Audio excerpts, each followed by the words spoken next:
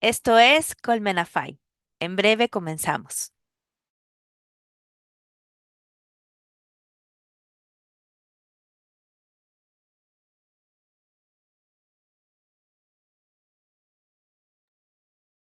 Listo. Ya es jueves de Colmenafy y me llena de mucha ilusión darles la más cordial bienvenida a nuestro espacio de reflexión y de aprendizaje sobre los buenos tratos hacia niñas, niños, adolescentes, jóvenes y sus familias. Yo soy Traudia Ávila Schlotfeld. Y como cada semana, les invito a revisar los contenidos académicos que la Fundación ha preparado con mucho cuidado para cada una de nosotros y nosotras. De hecho, uno de los logros del 2022-2023 de América por la Infancia ha sido justamente el fortalecer el catálogo de la academia, preparando nuevos cursos y diplomados de alta calidad y en temas relevantes. Para explorar qué curso o diplomado resuena con ustedes, les invito cordialmente a teclear en su navegador la página web academiafy.com. Y ahora sí, quiero compartirles que el día de hoy vamos a entretejer el episodio número 63 con el tema conversación emocional y desarrollo socioemocional. Y este episodio es especial porque tenemos el honor de tener como invitada de lujo a la doctora Ana María Carmiol, investigadora de la Universidad de Costa Rica. Bienvenida, doctora Carmiol. Hola. Hola, muchas gracias por el espacio. Muy Gracias. contenta de estar aquí. Gracias a usted por hacer un espacio en esa agenda que ha sido toda una odisea llegar a este punto, pero siempre creo que esa odisea, ese trayecto, hace que los encuentros sean mucho más ricos, mucho más transformadores y reflexivos. Así que gracias. Con todo gusto. Más bien, muchísimas gracias por la invitación. Pues antes de empezar a conversar sobre lo que nos toca entretejer el día de hoy, que además les puedo anticipar que va a ser un episodio bellísimo. Eh, Quiero preguntarle si está bien para usted que la presente muy brevemente. Claro, claro, adelante. Bueno, la doctora Ana María Carmiol es licenciada en psicología por la Universidad de Costa Rica en San José, Costa Rica. Es nuestra primera invitada de este país y eso nos llena de mucha alegría. Es máster en psicología por la Universidad de Clark, en Massachusetts, Estados Unidos, doctor en psicología que tiene una especialidad en psicología del desarrollo por la misma universidad en Estados Unidos. Es profesora catedrática en la Escuela de Psicología e Instituto de Investigaciones Psicológicas en la Universidad de Costa Rica. Es miembro del Consejo Científico del Instituto de Investigaciones Psicológicas de la Universidad de Costa Rica. Cuenta con varias publicaciones científicas revisadas por pares. Ha escrito varios capítulos y revisiones y cuenta además con documentos de incidencia política.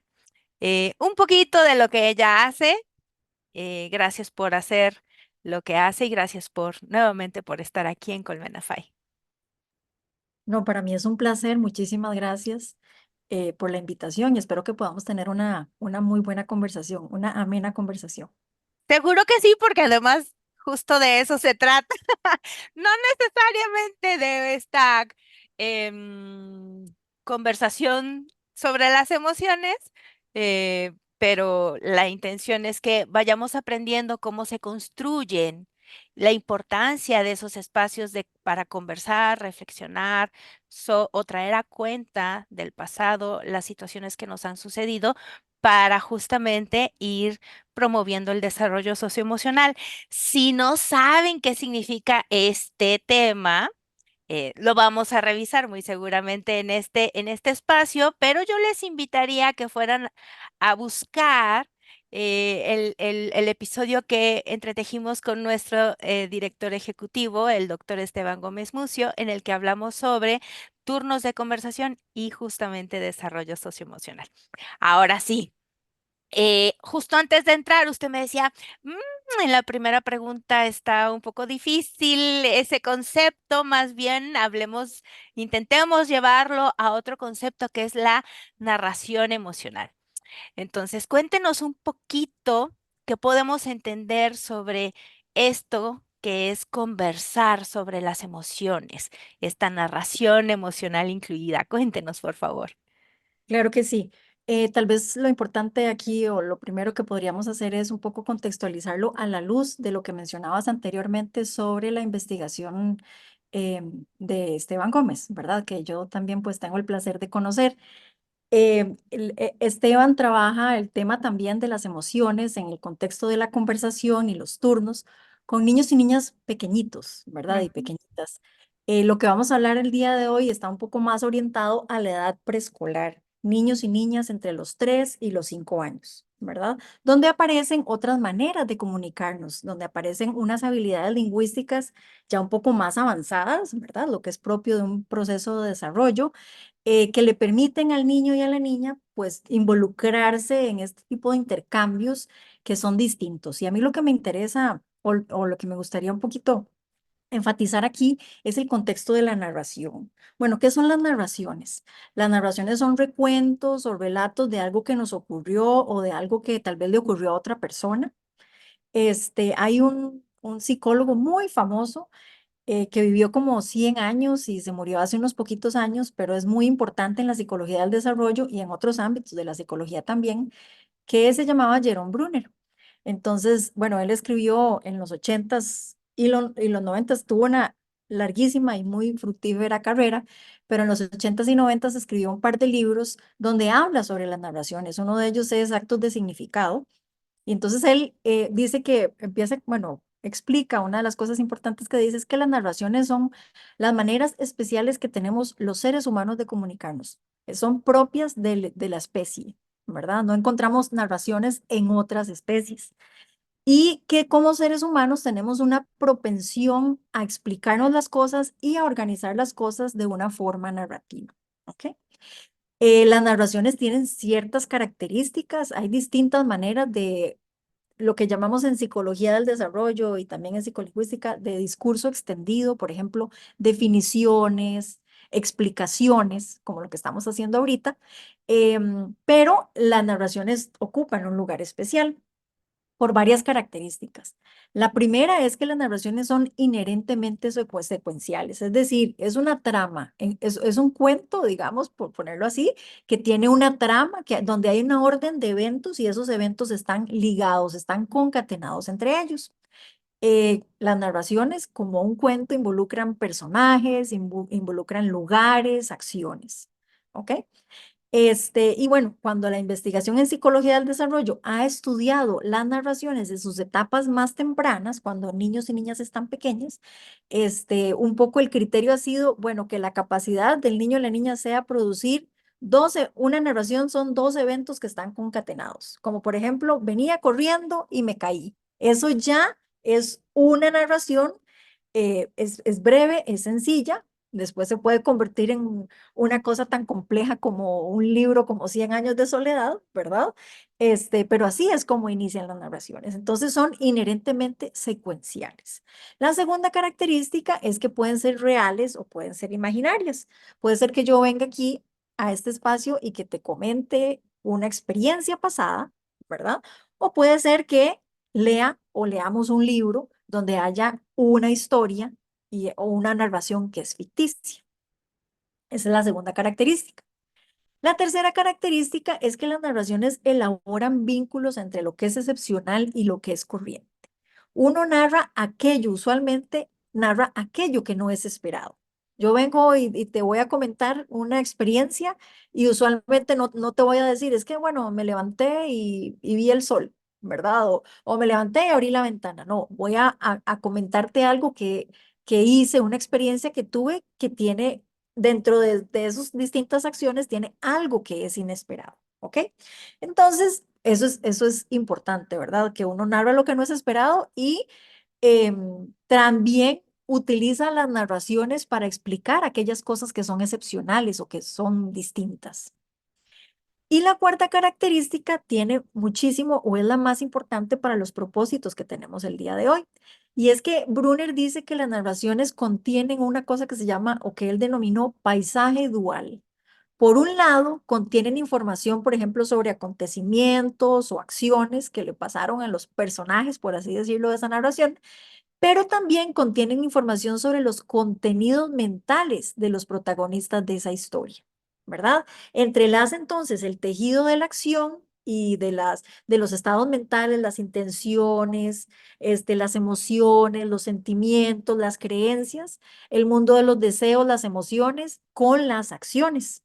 Cuando uno está, por ejemplo, leyendo un libro, uno ve cómo el autor o una narración ficticia, ve cómo el actor, el autor entrelaza estos dos mundos, igual en las narraciones. Cuando estamos contando una experiencia de algo que nos ocurrió, algunas veces lo que hacemos es, bueno, contamos las acciones, pero al mismo tiempo nos referimos a ese paisaje de la conciencia, lo llama él. ¿Ok? Entonces, las narraciones pues son un espacio para justamente tener este tipo de conversaciones o de hacer referencia a las emociones, porque ya lo hacemos naturalmente.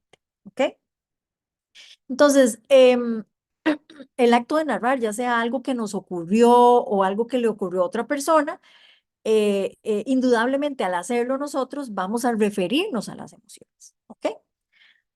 Muy bien. Ahora, uno podría pensar, bueno, ¿qué tan frecuente es esto de las narraciones? ¿Verdad? Y lo que han encontrado en algunas investigaciones es que es bastante frecuente. Hay una investigadora en Estados Unidos que ha dedicado la mayor parte de su vida al estudio de lo que conocemos como memoria autobiográfica, es decir, qué nos hace ser nosotros, ¿verdad? ¿Cuáles son esas experiencias que hemos acumulado a lo largo de la vida que nos hacen ser nosotros y nosotras? Y pues también se ha adentrado a recolectar o ha recolectado miles y miles de narraciones de muchas personas y tiene una investigación en la que lo que hizo fue pedirle a familias con padre y madre cohabitando, familias que tuvieran padre y madre cohabitando y que además tuvieran un hijo o una hija entre los 9 y los 12 años. Les pidió a 40 de estas familias en Estados Unidos que grabaran dos o tres o cenas que tenían en el transcurso de una semana.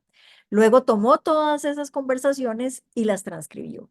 Y lo que encontró es que estas narraciones, por ejemplo, las narraciones sobre eventos personales, experiencias que las personas tuvieron como familia o independientes durante el día, que cada 5 minutos alguien narraba algo que le había ocurrido, ¿verdad? Entonces es un tipo de intercambio lingüístico que ocurre con muchísima frecuencia en nuestras vidas, tanto en el contexto familiar como en nuestros intercambios con nuestros compañeros, compañeras de trabajo, con nuestros amigos, con nuestras amigas. Entonces, está muy presente en la vida cotidiana.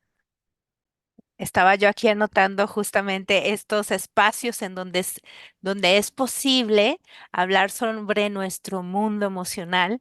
Y bueno, antes de llegar a ese tema, eh, ¿cuál sería la razón o la importancia de que existan estos espacios para hablar sobre el mundo emocional de nuestros niños y de nuestras niñas? Usted decía, bueno, turnos de conversación, esto que hace el doctor Esteban Gómez Mucio está delimitado a este periodo o a esta etapa del desarrollo. Y cuando hablamos de estas narraciones emocionales, ya el niño o la niña está en una edad más avanzada, de 3 a 5 años, y tiene ciertas características. Ahora, ¿por qué es importante que esta familia que fue analizada y que dedicaba al menos 5 minutos para hablar sobre algo que les había ocurrido? ¿Por qué es importante hablar sobre el mundo emocional de las niñas y de los niños en esta etapa para favorecer la trayectoria del desarrollo de este niño o esta niña? Claro, sí, excelente pregunta. Tal vez algunas observaciones.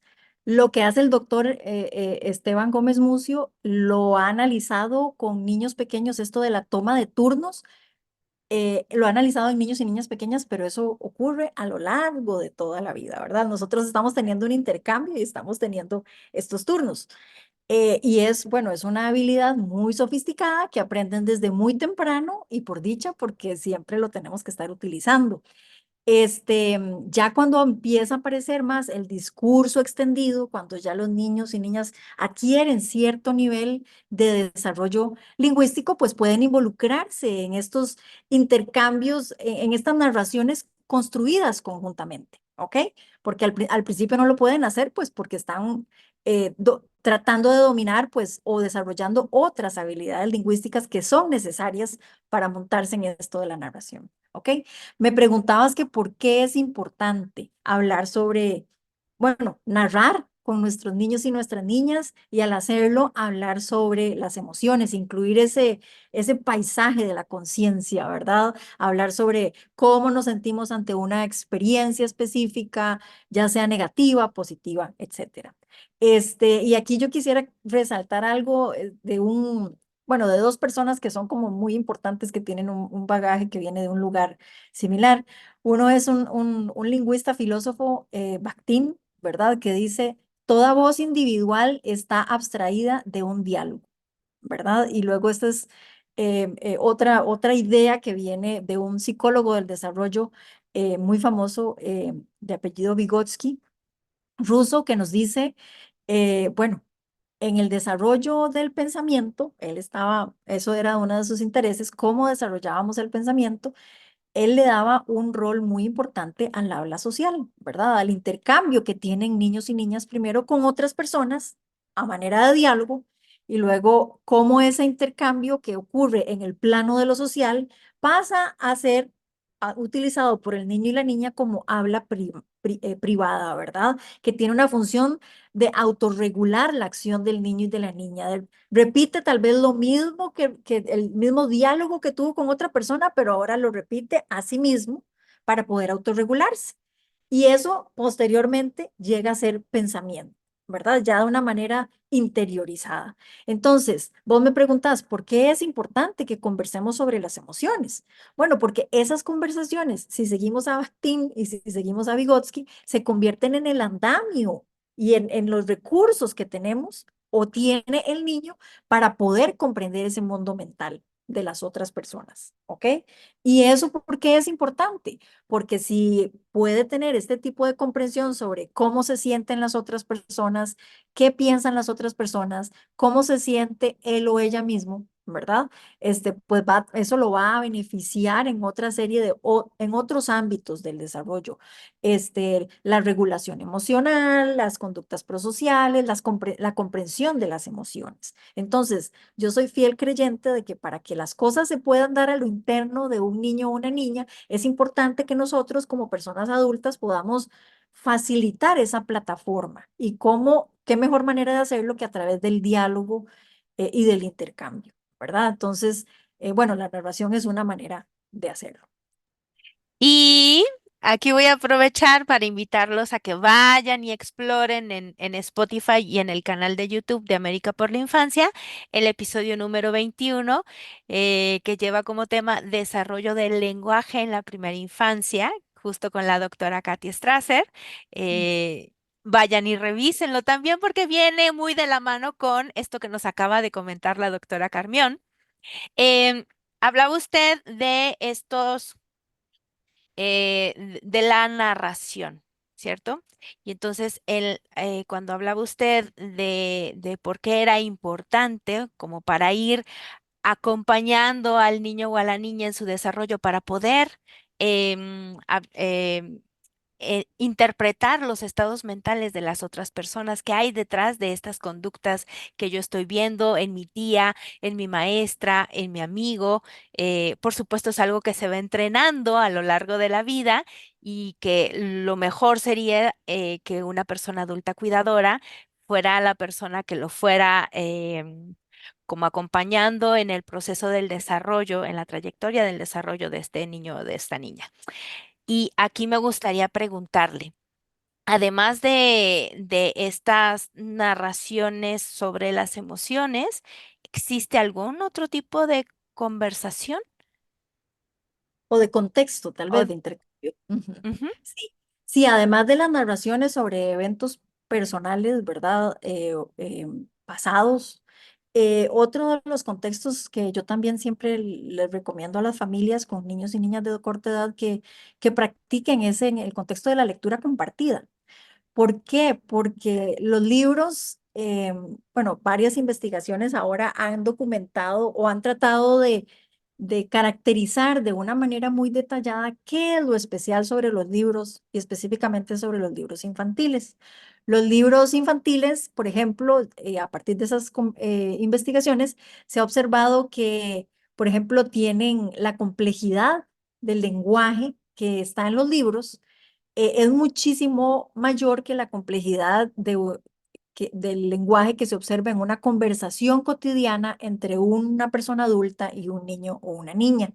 También los libros incluyen palabras que son de adquisición más tardía que las palabras que se observan en una conversación regular y cotidiana entre un niño, niña y una persona cuidadora. Y eso incluye las emociones también, ¿verdad? No solo las que se encuentran en el texto, sino también le da la oportunidad a la persona cuidadora de utilizar el libro como un recurso para hacer preguntas inferenciales, ¿verdad?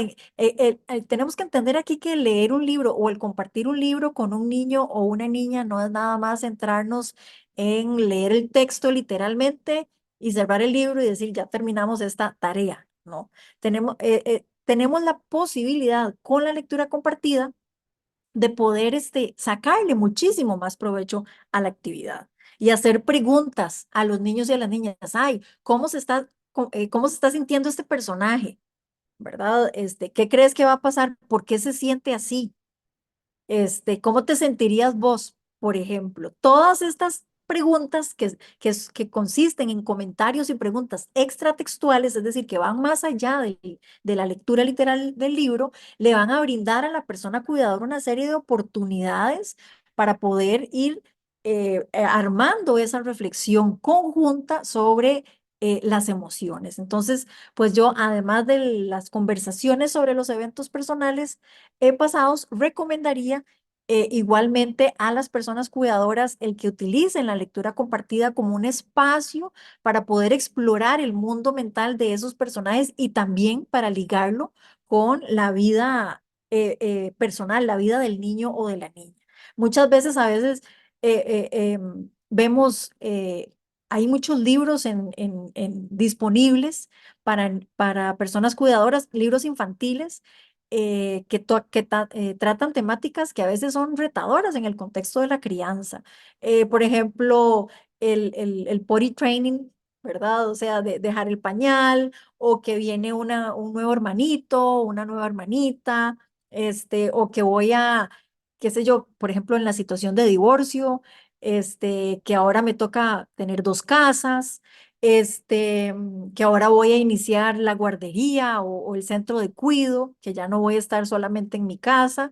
Y son libros que realmente ofrecen muchísimos recursos a las familias para poder enfrentar estas situaciones que representan pues ciertos retos para los niños y las niñas y para las familias también. Entonces, muchas veces, pues funcionan para sacar adelante esos retos, esas situaciones retadoras. Yo aquí les vuelvo a invitar a que vayan a ver este episodio con el número 21 con la doctora Katia Strasser, porque justamente hablábamos casi al final sobre, pues al inicio los libros son más bien libros objetos, en los primeros años de las niñas y los niños tienen texturas algunos, tienen solapas y una serie de cosas, pero después, la literatura infantil va siendo modificada para tener estos espacios de reflexión justamente que además conforme la trayectoria del desarrollo de este niño o de esta niña va avanzando, permite ir entrenando en un inicio a la persona adulta cuidadora en estas preguntas reflexivas, porque pues en mi caso, mi hijo, por ejemplo, me dice, mamá, cuando yo tenía tu edad, ¿cuántos libros ya habías leído? Dije, ay, hijo, pues tus abuelos nunca me regalaron un libro cuando era yo niña. Entonces, uno pues no tiene, o muchos no tenemos esta referencia, ¿no? Y a lo mejor utilizar la lectura de libros infantiles no resulta tan natural para hacer estos procesos reflexivos. Sin embargo, las y los invito a cada una de las personas que nos hacen el honor de acompañarnos en Colmenafay, de que lean con sus hijos, con sus hijas, y se pregunten, ¿qué me hubiera gustado que me preguntaran mis papás al leer esto? ¿No?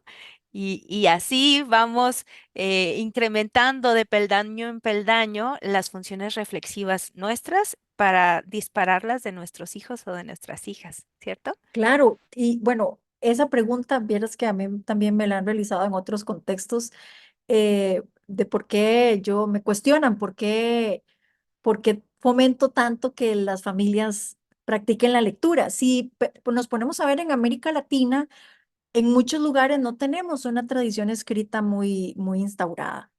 Más bien tenemos una tradición oral. Entonces aquí me quiero referir al inicio de nuestra conversación, de las narraciones. Tenemos muchísima riqueza, más en estas narraciones, qué sé yo, leyendas de distintas zonas. En todos los países siempre tenemos leyendas, algunas son parecidas, ¿verdad?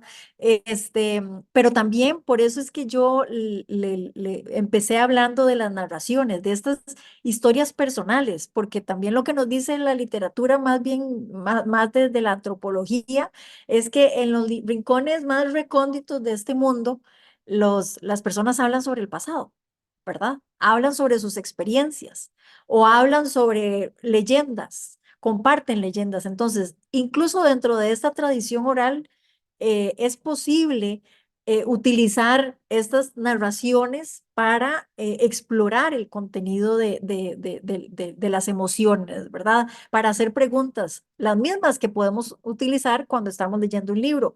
¿Cómo te sentiste? ¿Cómo crees que se sintió la otra persona? ¿Qué pasó la última vez? ¿Verdad? ¿Qué te sentiste así? ¿Qué fue lo que hiciste? ¿Cuáles fueron las consecuencias, las causas de las emociones? Entonces, yo creo que estos dos contextos ofrecen de manera muy rica un espacio para poder explorar ese mundo mental. Maravilloso. Y creo que es el momento de hablar sobre la cultura que nos define estas narraciones emocionales, ¿cierto? Sí, no, completamente. Sí, existe bastante investigación, bastante interesante sobre esta pregunta que hace, sobre la posibilidad de que existan diferencias culturales en la manera en que conversamos con niños y niñas pequeñas sobre las emociones, ¿verdad? Y esto, tal vez como te voy a contar un poco cómo lo he trazado yo en la literatura, desde la psicología social hace muchísimos años em, surgió como un movimiento que lo que trataba era de ver como cuáles eran las concepciones sobre el sí mismo o sobre la persona que tenían distintos grupos culturales, que en ese momento se entendieron como países, ¿verdad? Entonces, en un gran estudio que incluyó muchísimos países alrededor del mundo, se hizo esta indagación a partir de distintos cuestionarios y lo que se encontró es que de una manera como muy sencilla, es que los países tenían distintas orientaciones sobre cómo es el sí mismo, ¿verdad? Cómo se concibe la persona. Una orientación era más hacia lo individual y se le llamó individualismo, ¿verdad? Y otra orientación estaba más orientada a lo colectivo o la orientación colectivista. Entonces, por ejemplo, en países de América Latina y algunos lugares en Asia se decía que hay una mayor orientación hacia lo colectivo, que tal vez la persona por sí misma no era más importante el grupo y el bienestar del grupo que la persona, ¿verdad? Mientras que en otros países, como en el norte global, se pensaba que más bien para esas personas en esas culturas era más importante la automaximización, la independencia y la autonomía. Y esto pues tiene completa relación con el desarrollo socioemocional y con lo que nosotros queremos fomentar en los niños y las niñas mientras los estamos criando, por así decirlo. Luego esta distinción entre el colectivismo y el individualismo fue migrando y se volvió muchísimo más compleja. Surgieron otros conceptos en los noventas como en lugar de individualismo más independencia, en lugar de colectivismo más interdependencia, porque también a muchas personas en disciplinas como la antropología se quejaban y decían que estas definiciones eran demasiado simplistas, ¿verdad? Y que no lograban captar la complejidad en esas nociones que tenían personas de distintos países sobre el sí mismo y la persona. Pero bueno, desde esa tradición se ha empezado a estudiar o se ha ligado esto, se han ligado estos conceptos con la conversación emocional. Y hay algunos estudios interculturales que, por ejemplo, han comparado el habla sobre emociones en un contexto como la reminiscencia o conversación sobre eventos personales pasados y la lectura compartida. Por ejemplo, estudios que comparan diadas, madre e hijo, usualmente, madre e hija en lugares como China, ¿verdad? Y Estados Unidos, donde se supone que ahí es el colectivismo versus individualismo. ¿Ok? Y lo que han encontrado es, algunas personas han encontrado que en estos lugares más individualistas, por así decirlo, el habla sobre emociones está centrado en las emociones propias, ¿verdad? Y que el estilo de hablar sobre las emociones es más cognitivo y más explicativo. ¿Ok? Entonces son muchas las explicaciones, bueno, de por qué se siente así, pero no cualquier persona, sino el niño o la niña. Mientras que en un lugar, en lugares más colectivistas, en estas investigaciones sería, por ejemplo, China, ¿verdad? Lo que se menciona es que probablemente, sí, lo que se ha observado es que estas madres están más centradas en hablar, por ejemplo, o como para ellas es importante la interdependencia entre los miembros del grupo, y el grupo es más importante tal vez que hablar del individuo, es más importante hablar de temas como la regulación emocional o las normas sociales. ¿Por qué no me tengo que portar de cierta manera? Por ejemplo, ¿por qué no tengo que hacer un berrinche en cierto momento? ¿Por qué eso está mal y cuáles son las consecuencias y qué tengo que hacer para regular? ¿Verdad? Nosotros un poco pensaríamos que vamos hacia eso, ¿verdad? Porque también aquí en América Latina se supone que esa orientación más interdependiente o colectivista está pues más presente y específicamente en lo que se refiere no tanto a cualquier grupo, sino a la familia. La familia nos determina de muchas maneras. Las relaciones familiares son consideradas muy importantes por las personas aquí en América Latina. A veces se privilegia el bienestar de la familia por sobre el bienestar individual, ¿verdad? Eso tiene ciertas implicaciones que me imagino has indagado en otros episodios del podcast. Pero bueno, así es como, estas son como las prioridades que tienen las personas a la hora de hablar sobre emociones y de socializar a los niños sobre cómo expresar sus emociones. Porque si hay algo que ocurre en estas conversaciones es que son una pieza muy importante de ese rompecabezas de cómo nosotros socializamos a que nuestros niños y niñas expresen sus emociones, que las razonen y que también las expresen. Y fíjese que justamente calculo yo que vamos a hablar un poco o mucho sobre este tema el siguiente jueves de Colmena Fai con la doctora Gloriana Rodríguez, también de la Universidad de Costa Rica, porque justamente es cómo a través de la cultura en la que nos desenvolvemos vamos haciendo y el uso del lenguaje, en el caso en particular de estas niñas, niños o adolescentes que tienen esta binacionalidad o son bilingües, ¿no? Cómo estas representaciones mentales se modifican, qué se favorece y justamente calculo yo que de eso vamos a hablar mucho Sí, en ese yo episodio. yo creo que sí, yo creo que sí, porque ese es un tema pues interesante. ¿Qué pasa Mm. cuando somos inmigrantes y cuando tenemos que Exacto, mezclar estas distintas, cuando crecimos siendo socializados de una manera y nos corresponde vivir en otro lugar, exacto.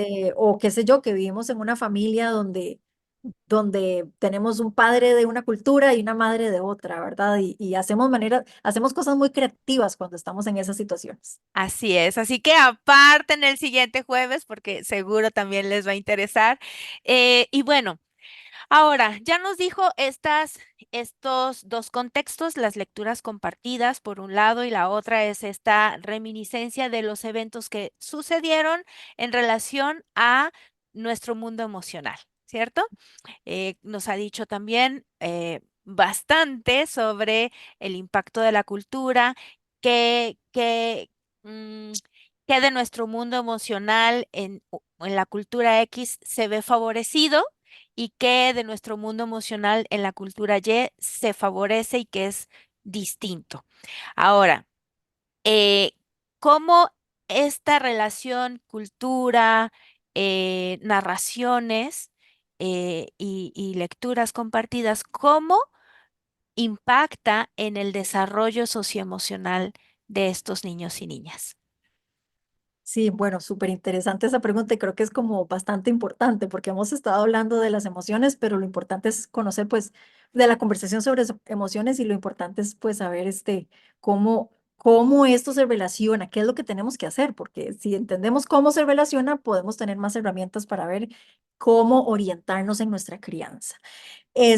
Bueno. Definitivamente, si hablamos sobre emociones, eso se ha demostrado científicamente que tiene importantes implicaciones para el desarrollo socioemocional de los niños y las niñas.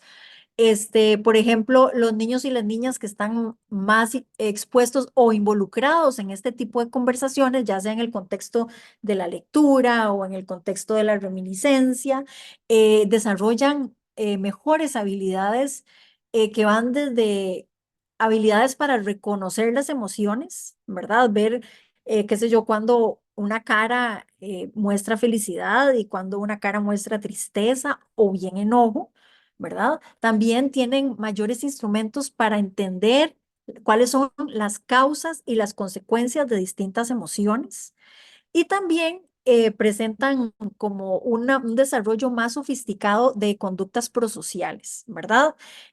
Aquellos actos que realiza una persona y que favorecen a otra, sin quizás una ganancia directa, ¿verdad?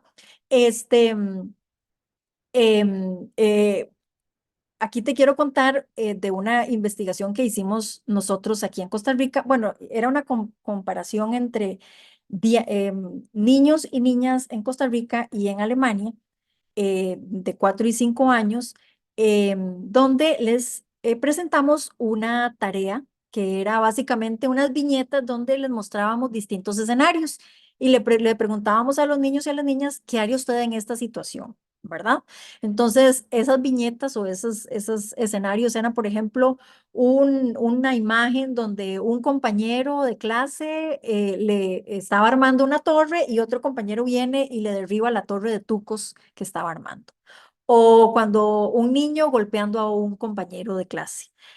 O también un niño que estaba jugando con un juguete, pues, que se veía muy emocionado jugando con este juguete y luego venía otro niño y se lo arrebataba.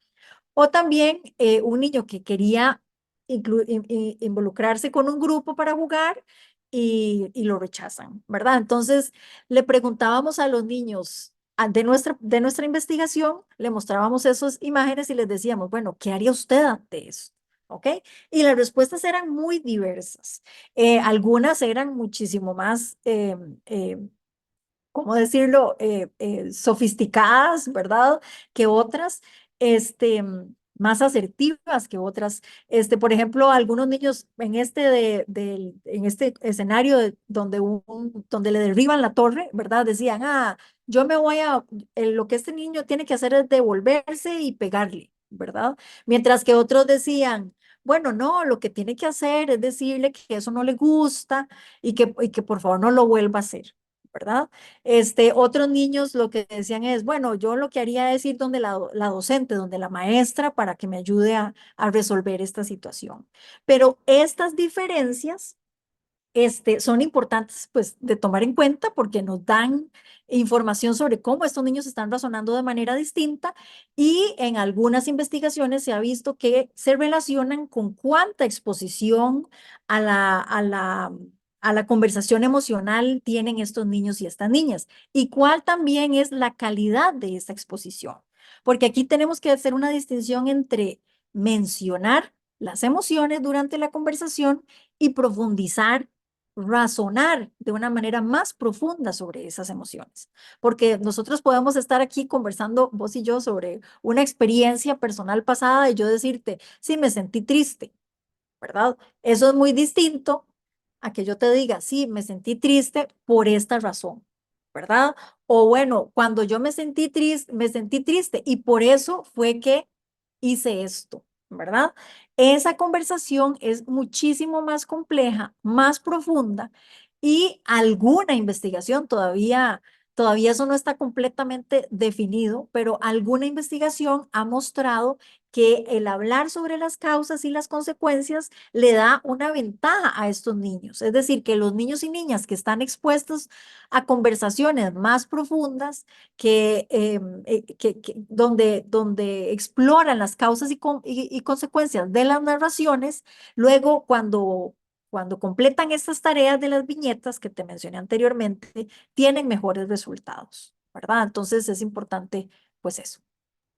Entonces, importa, más allá de la frecuencia, la calidad y la complejidad, esto que usted no decía, de esta conversación del tipo emocional sobre las emociones para impactar de manera positiva sobre el desarrollo socioemocional de nuestras niñas y de nuestros niños.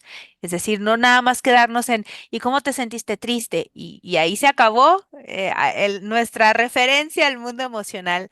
Hay que ir un poquito más allá y para eso nuevamente pues practicar a través quizá una primera, si no estamos tan acostumbrados a hablar sobre nuestro mundo emocional porque no lo entrenamos cuando nosotros éramos niños o niñas, pues vayamos, compremos un libro y hagamos este ejercicio, quizá leamos primero el libro antes de leerlo con nuestro pequeñito, nuestra pequeñita y nos preguntemos, nos hagamos estas preguntas reflexivas y después compartamos la lectura para ir como sumando peldañitos en la complejidad de las narraciones sobre el mundo emocional, ¿cierto?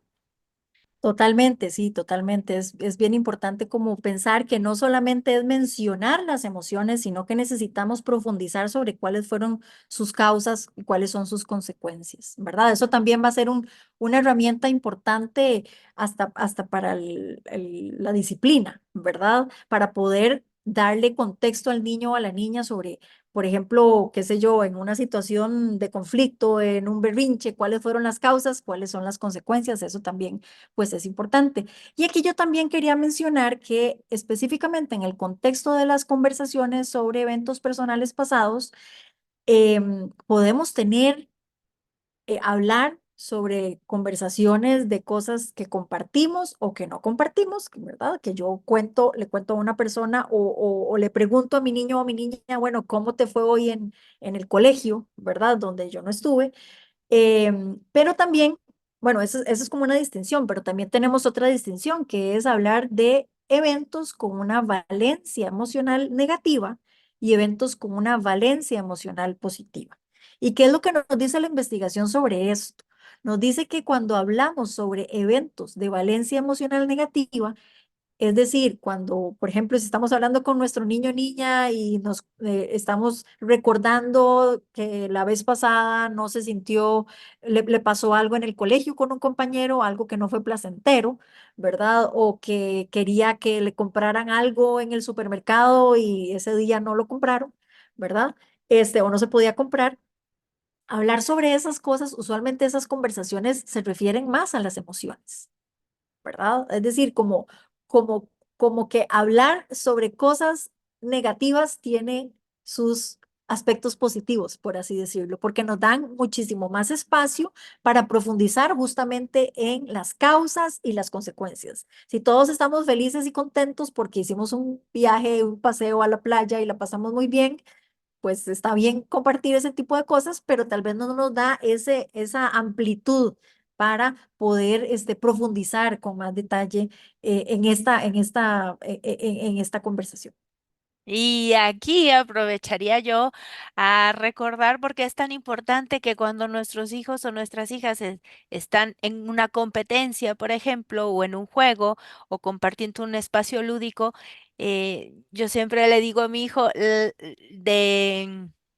de cuando tú pierdes, en realidad ganas más, aprendes mucho más, adquieres más herramientas y justamente ahora esto de que estas eventos con valencia emocional negativa en realidad pueden ser, tienen la otra cara de la moneda mucho más positiva que la negativa y aquí dejaré yo la frase, una frase que mi hijo y yo siempre utilizamos cuando estamos como sobrepasados por estas emociones displacenteras que vimos en Batman, ¿cuál? No lo sé, no me sé los títulos exactamente, pero le decía el papá de Batman a su hijo, ¿para qué nos caemos?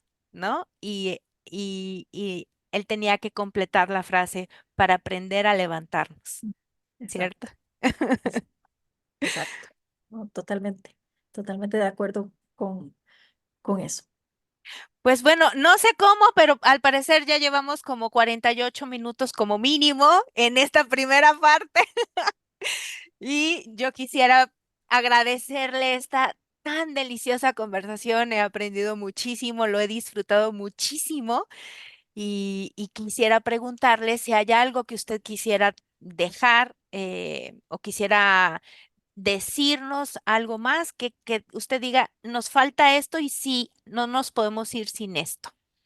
Sí, hay una cosa que justamente estaba pensando, y es que cuando tengamos esas conversaciones sobre emociones, ya sea en el contexto de la reminiscencia o de la lectura compartida, o en otro contexto que se le ocurra a cualquier persona oyente de este episodio, con nuestros niños y niñas es importante recordar el uso de las preguntas abiertas, ¿verdad? Cuando vamos a hablar con el niño o la niña, preguntar, usar por qué, ¿verdad? ¿Cómo? Cuando estas preguntas que hagan o que realmente involucren al niño o a la niña en esa reconstrucción de eso que estamos hablando, ¿verdad?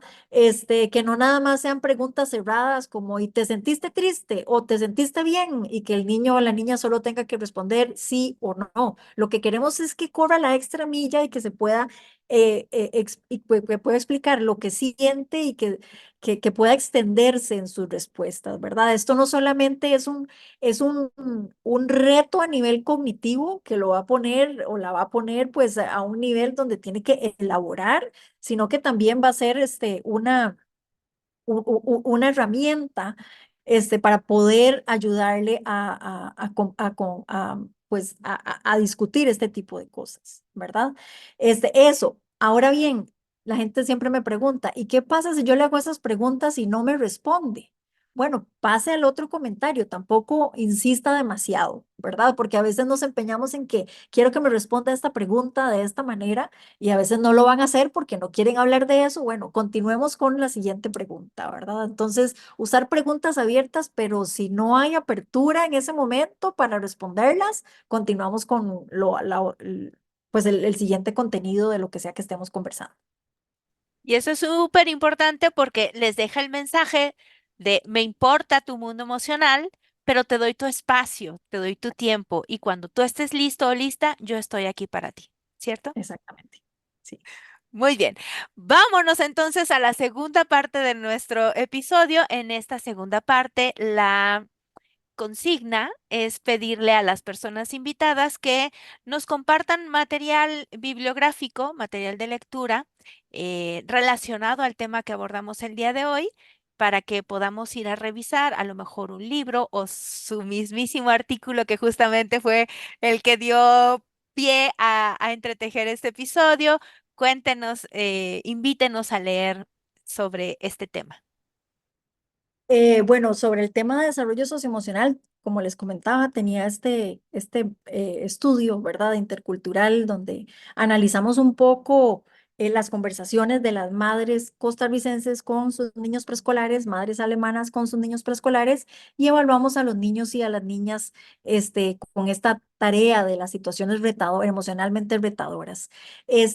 Pues me encantaría recomendarles ese artículo justamente, y tal vez alguna persona que esté escuchando dice, bueno, pero tal vez yo no me interesa tanto como abondar por algo científicamente, pero lo bueno del artículo o lo que le podría interesar es que nosotros a la hora de analizar las conversaciones con las madres, especificamos bastante bien qué es eso que se supone que es importante o que es bueno que ocurra en la conversación. Entonces, una leída puede ayudar, del artículo puede ayudarle a una mamá, a un padre de familia, a entender realmente qué cosas son importantes o buenas que ocurran en las conversaciones emocionales. Estaba intentando abrir el artículo que por cierto lo pueden descargar, es de acceso libre. Les podemos dejar el enlace en la descripción del episodio, tanto en Spotify como en YouTube. ¿Le parece bien? Perfecto. Porque es un artículo, yo aprendí mucho leyendo, pero muchísimo más conversando con usted. Justo la importancia de estos espacios de diálogo y de reflexión. Vámonos entonces al tercer y último bloque de nuestro episodio. En este bloque, la misión, si deciden aceptarla, tipo misión imposible, que esperamos que sea una misión posible, es la de relacionar una palabra de un banco de palabras con el concepto de buen trato. Y entonces, si de ser posible, que yo creo que sí es muy posible, que guarde un poco relación con lo que hemos entretejido a lo largo de este episodio.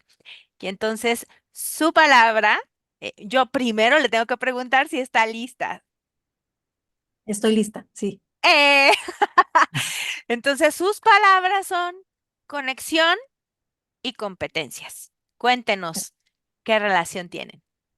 Sí, bueno, la relación que tiene conexión, yo creo que es bastante evidente, con conexión con conversación emocional, que veamos estos espacios. Primero porque estamos conectados, pero también para seguir conectándonos con nuestros niños y niñas, ¿verdad? En ese mundo, yo creo que no hay otra manera como es la manera que se nos viene, la primera manera que se nos viene a la mente cuando pensamos en emociones es estar conectados, ¿verdad? Y esta va a ser todas estas recomendaciones y estos tips que hemos estado conversando a lo largo de este tiempo, creo que le pueden ayudar a las familias, a las personas cuidadoras, a involucrarse en cualquier momento, ¿verdad? Como hablábamos inicialmente, hablar sobre el pasado, tal vez estoy tomando el autobús y voy con mi niño, mi niña, y podría decidir entre estar viendo el teléfono, ¿verdad? O estar conversando sobre alguna cosa que nos pasó, que nos ocurrió, juntos, o sobre algo que le pasó solo al niño o algo que me pasó también a mí que le puedo comentar, ¿verdad? Y pues esos son espacios para conectarse y para hacer esa conexión más fuerte. Pero por otro lado, también me gusta reconocer, o es importante, me parece importante enfatizar que tenemos que reconocer que eso a veces no sale tan naturalmente, y a veces nosotros como padres y madres de familia necesitamos, y creo que este es un espacio que justamente le permite eso a las familias, desarrollar competencias de parentalidad, ¿verdad? Esto es parte de la manera de nuestra crianza, de cómo criamos, ¿verdad? No podemos asumir que todos y todas las personas que estamos a cargo de niños y niñas tenemos las habilidades o las competencias para hacer esa tarea tan importante, y por eso es que este tipo de espacios ofrecen pues recursos muy valiosos para que podamos ir aprendiendo un tip por aquí y otro tip por allá, pues para poder llegar a esta conexión. Y aquí, si está en su intención y posibilidad, hay un libro que justamente nuestro director ejecutivo, el doctor Esteban Gómez Mucio, publicó hace un año y medio quizá, que es Competencias Parentales, un enfoque ecológico relacional. Habla sobre, él plantea estas cuatro competencias parentales, que tienen que pretenden promover estos espacios u oportunidades para desarrollar estas interacciones sensibles, eficaces y afectuosas. Eh, Así que si pueden, vayan y búsquenlo en la web. Competencias parentales, el modelo Odisea, un modelo ecológico relacional. Y ahora sí, nos vamos despidiendo. Muchísimas gracias por esta conversación tan deliciosa. Gracias por el aprendizaje y la reflexión. Gracias por esas herramientas que nos dejó en algunas pinceladas a lo largo de este episodio, de principio a fin.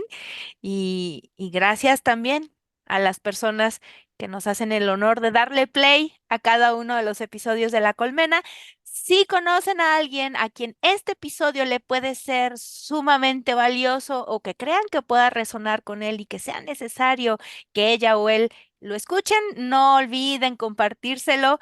Invitan a las personas a que se sumen a nuestro podcast en Spotify. Nos encuentran como @colmenafy. Y si el contenido de este episodio les pareció importante, les invitamos a dejar sus comentarios sobre el episodio y a recomendarnos con más personas.